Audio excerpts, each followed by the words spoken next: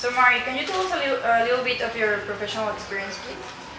Oh, well, I started out as a graphic designer in Los Angeles, and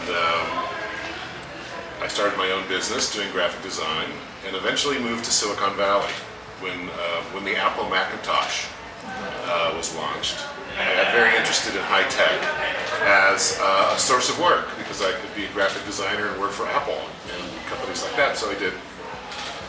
Moved up there with my wife and all the cats and dogs and birds and daughter, and started doing work in high tech. And in doing that work, I started to realize that companies really needed help in understanding how business and design could work together.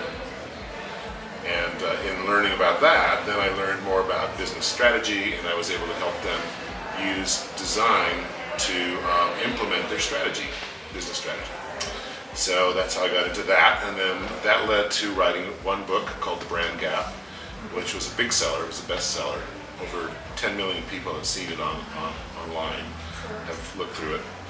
It sold 100,000 copies. So then I did another one and another one and another one. So I've got 6 books on design, innovation, and branding. So that's where I am now. That's really good. Impressive. And how do you think the 5 essential talents are applied to innovation? Well, they're all necessary for innovation. That's why I chose these 5. And so they're feeling, seeing, dreaming, making, and learning. Those 5 are the ones you need. And so feeling is intuition and emotion, using your emotions in your work. Seeing is seeing the big picture. It's about logic, but logic in 3 dimensions. It's more, it's how everything works together instead of just seeing things one at a time. Dreaming is applying your imagination to problems. And then making, I think I left out making. Making is designing and design thinking. And finally learning is learning how to learn.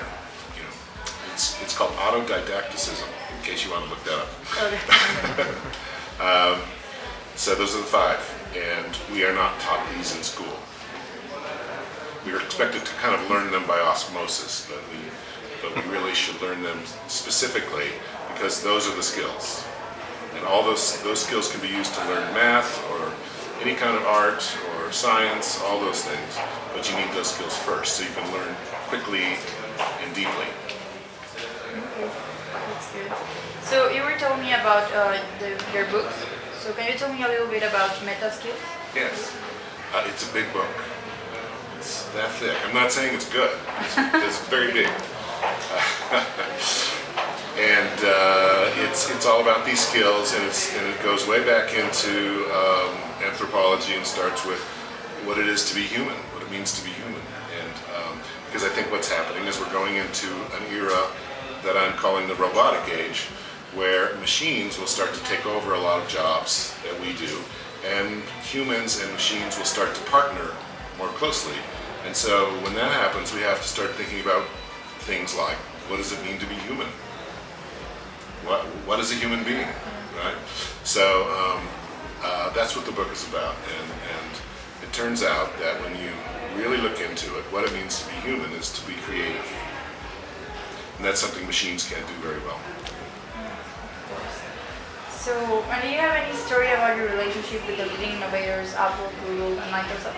Well, they're all my clients, but yeah, I started working as soon as I moved to Silicon Valley. My first clients were Atari. I don't know if you remember them. They made games like Pong. Apple, a company called Adobe. Then I started working for companies like Microsoft and a lot of other companies. So I work with most of the companies in Silicon Valley, but a lot of people do. I'm just one of them.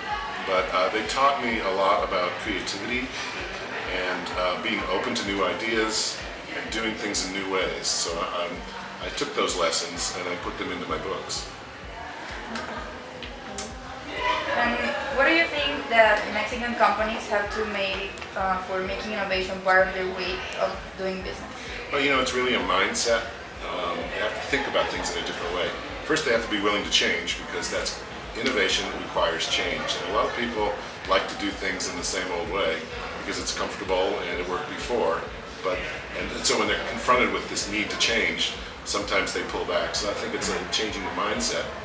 And I also think Mexican companies have a lot of talent, but they sell it too cheaply. So really what they need to do is not keep selling their goods to manufacturers, but start to create their own brands that they can sell here and all around the world with their own brand names, so they can capture more profit.